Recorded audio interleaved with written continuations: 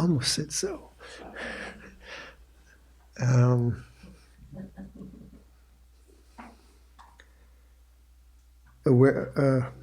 trusting in awareness. The thing about awareness is, like, usually we talk about qualities, don't we? Good, bad, beautiful, ugly, pain, pleasure. So awareness has no real qualities, or presence, or knowing, or consciousness. There's so many different words we use about that. And yet, it's the most obvious thing. So the language around awareness is usually metaphorical analogies, those kinds of things, to give your imagination a sense of what that is pointing to, or what awareness is. And much of the intellect is very exact. So say, like the Brahma Viharas, you have metta, karuna, mudita, and upekkha. You have these like 4 definitions. And then you go to the books and say, well, this is that. And this. I don't, for myself, it's just the open heart. I don't kind of like chop it up like that. Like when the heart is open, it's open. It makes sense. The intellectual part makes sense, but somehow life, my experience of life isn't so exactly defined, delineated, and structured. It's much more amorphous and certainly changing. And that's why, like this Tilopa's poem to Naropa, you really did this in high school? Man, that's amazing. And what, sorry to center you out, but like, do you remember how you perceived it? And because you've been like 13 or 14, or? Ah. So I remember it by RITECR. So don't recall, don't imagine, don't think, don't examine, don't control. The last one, relax.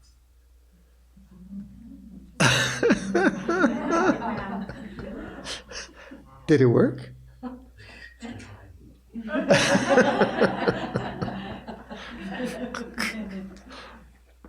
Wow. Anyway, tribute to your culture, isn't it? What a part of the world, huh? Yeah. It's been through so much.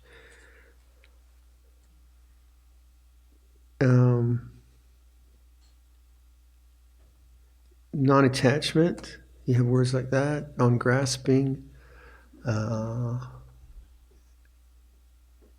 then the counterpoint to that is like space. You were saying you get space around whatever the contraction is. And I find that imagery very good, contraction and space. Like the opening up of the mind away from the particulars of the experience. And the particulars experience are what's most attractive, either in a negative or positive way. Like pain is very attractive. In other words, it draws my attention. But then that grasping, I can see that grasping, and then I do something like space. So that I find those ways of contemplating awareness very, very pragmatic, actually. Although they sound, they seem more vague than a kind of definite thing about what awareness is. But I don't think you can say it that way. So let me just, but go back to say a non-attachment. Before we read that, like what would Luang Cha say? He'd say, "My ne, it's uncertain." And that's a very interesting way of coming to non-attachment, because the certainty of like a definition of something might be true in science or not, but in terms of my own, like a perception, like that story I like to tell, that when I've told this in probably most retreats, but it was a good example. When we were in Hampstead and we were about to move to Chithurst, Luang Por was in the Vihara, and also a Walter Stengel, who was a interesting German man who had been in Stalingrad, got sent to the gulags from Stalingrad, and then escaped once and the gulags, got caught, ended up back in the gulags, and the second time they were finally released in 1952, a few German soldiers that had survived, and I think just put them in freight cars, and 5 men survived in these freight cars. So he was tough. He was tough, and he was going to be a part of Chithurst as a gardener. He was quite. He was of an age, but he was still strong. But a very forceful character. You can imagine someone that survived Stalingrad, and so I thought, he might be a bit forceful for our community, to say the least. And I went to Luang Por Chah. I'd been around him now. I thought, Luang Por, tell me. Luang Por, what do you think of Walter? Is he going to be good for the community? Meine, uncertain. And I thought, yeah, that's a good answer. He wasn't going to figure it out for me, first of all, but also, it's uncertain. So that's a way of going beyond, say, like the doctrinal statement that which has a nature to arise has a nature to cease and is not self and is suffering. That's the kind of doctrinal statement. But how do you actually implement that all the time? And if you look at how different teachers encourage us in the practices of freedom, they usually have 1 or 2 lines that they just do again and again and again and again and repeat again and again. So Luang Por Chah, most talks, meine, meine, meine, meine. So now, rather than it being that Buddhist position, any condition which begins has a nature to end, you start to actually evoke that perception and remember it and observe life in that way, and that has a good effect. That has a profound effect. Not because you believed in it or you observed it once, but actually now that perception becomes strong in your relationship to the conditioned world. So that's one way of talking about letting go. The not self way, this is not me, not mine, not who I am. Doctrinally, okay, you may or may, that's a very strange one, really, in many ways. You may or may not agree with it, but what if you start to apply it? Not me, not mine, not who I am. That might be effective. And then, so space for me has always been a lovely way to contemplate awareness and letting go. And I found this, I've been contemplating this a lot during the retreat, just taking a stanza, and that's the way I read this, because this is one of the most fabulous pieces of literature, I think, in spirituality, like the Shin Ming. That is just the most, the third Zen patriarch? No? Tomorrow. But anyway, there are pieces of literature that for me resonate so deeply that and also enigmatically, or kind of like, what did you say? That it stimulates both my love of observation, my curiosity, and also inspires me to some level of understanding that these beings have. I think they're really profound. So reading this like you could do this for at least 10 years, right? You just keep going back to one stanza that's really significant for the mind, and that evokes something which is. So anyway, let me pick a few out.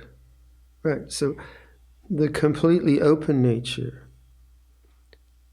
So then I read that open nature. All right, it starts to affect you.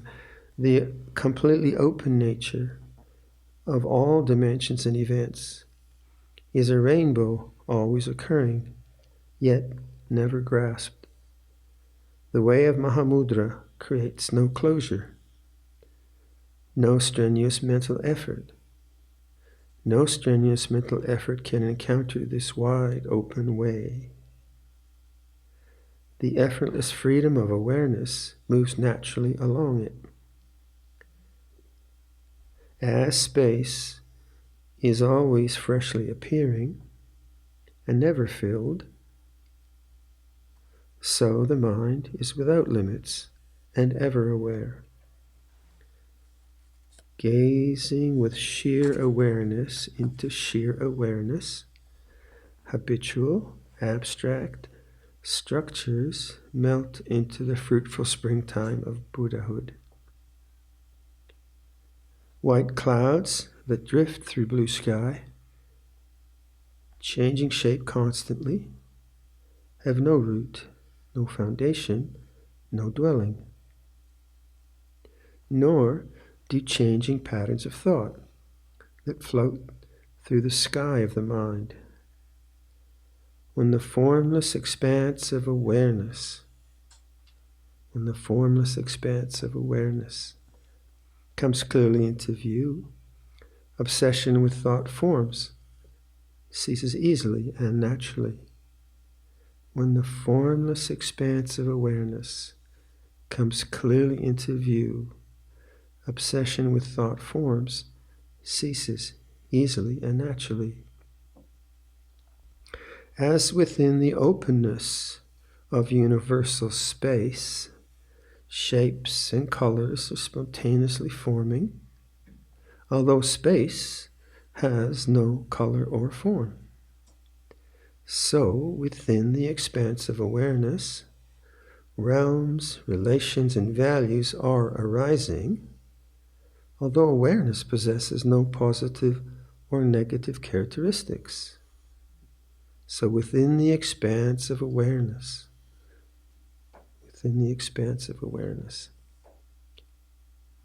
then, finally, to realize this inexpressible truth, do not manipulate mind or body, but simply open into transparency with relaxed, natural grace. Intellect at ease in silence, limbs at rest in stillness, like hollow bamboos. Neither breathing in nor breathing out, with the breath of habitual thinking, allow the mind to be at peace in brilliant wakefulness. To realize this inexpressible truth, do not manipulate mind or body, but simply open into transparency with relaxed natural grace. Intellect at ease in silence, limbs at rest in stillness, like hollow bamboos, neither breathing in nor breathing out, with the breath of habitual thinking, allow the mind to be at peace in brilliant wakefulness. There's a lot more here, but so that's contemplative reading, isn't it? You kind of read something and it starts to, your nature starts to be that. At least that's what I find. Which is as opposed to memorizing things, and that's another way to use intellect or thought.